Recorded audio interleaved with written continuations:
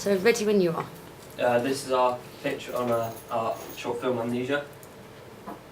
Our film begins with a character coming out of consciousness, no, coming into consciousness. She meets a girl, they start talking, they exchange names. We found out one of them's called Faith. The other one doesn't know her name, so we're going to call her Unknown for now. They go off to try and figure out what's happened to her. They go into her house and then into a bedroom. They see a photo frame. That photo frame triggers off a memory, and then she freaks out, goes into a bathroom, splashes her face with some water to try and calm herself down. Then she sees a reflection for the first time since she's had the accident. That freaks her out again, so she kind of storms out of the house, heads out, and then Faith catches up with her. They try and discuss more things, and then they slowly figure out more. Unknown starts to remember. Faith kind of leaves her because she's not needed anymore. Then Unknown realises that her name's Faith, and then the other Faith disappears. And then at the end we see Unknown lying on the floor again with paramedics, like you just hear the sounds of paramedics and an ambulance. So the character's Faith is sort of almost a figure of the imagination. Comes across as helpful and kind, sort of very kind towards Unknown, as she's sort of basically trying to get her own memories back, but appears as a separate person. She's very sort of outgoing, almost because she's sort of got to be, because she's letting herself know her own sort of personality and all her sort of life stories and that.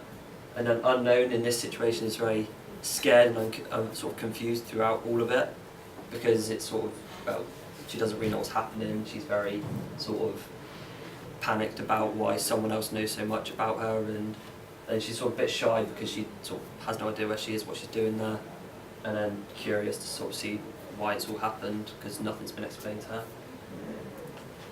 Our roles throughout this, I'm the director, storyboard artist and set decorator. I'm the camera operator, location manager and prop master. I'm the sound director, camera assistant and editing assistant. I'm the editor, the sound assistant and the costume master. I'm the producer, the lighting supervisor and a makeup artist as well. So here's just some sort of shots that we're hopefully going to use in our opening scene, which is the scene we'll be talking about for this, which is the opening scene which shows her from after the car crash that caused her to get her amnesia, and it's a lot of shots of sort of her stumbling through the woods, and it's going to be a lot of sort of very sort of ways of showing her sort of implying of her disorientation. As she's sort of going out of consciousness, sort of she's losing consciousness, so she's stumbling through, sort of trying to stay awake, sort of falling against trees and sort of tripping up. There'll be some shots we might use of sort of showing sort of how she's you've seen it in there's some films before where someone's been drugged, showing sort of almost like a blur around them of themselves, but it's like different points through it. So we use some shots like that. We'll use a lot of sort of medium shots and tracking shots as she's moving through the woods. Here's some inspiration for one of the shots we're going to be using.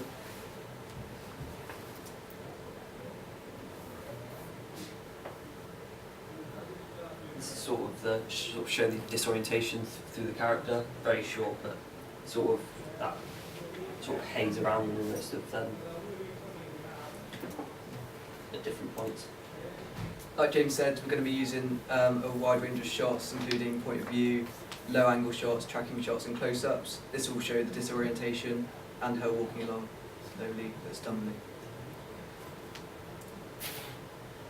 For the editing, I think a lot of it is based on the camera, but to work with the editing, we want them to feel like really disorientated and confused, but we want the audience to feel as confused as her, but not that they don't know what's going on.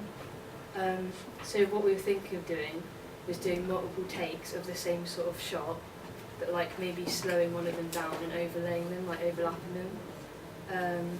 So it's sort of in slow motion, but it's just a bit sort of blurry as well. And then we were also going to put music and sound effects. Well, we were going to sort of make our own music and then have sound effects over as well. So for the sound, we're going to be making our own music for this part.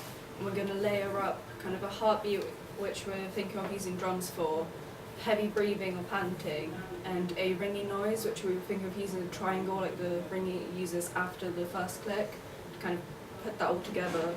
And this is just an example of the sort of thing we're thinking of. Skip to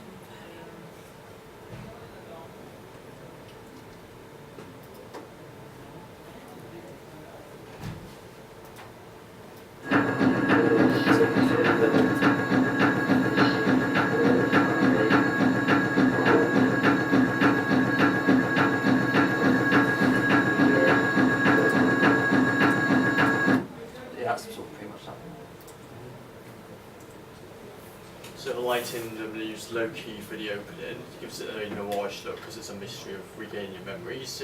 And as the film progresses, it transitions from low-key to high-key as she regains her memories. So it's like symbolism for regaining her memories. And the opening scene is going to be backlighting from the back shots, and then side light, which is like half the face cut off with darkness, really to create suspense. Red image and underlighting for the low angle shots.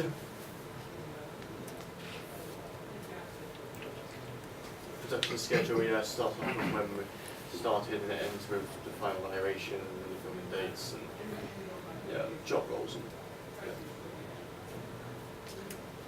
Yeah, that's everything. Okay, thank you very much.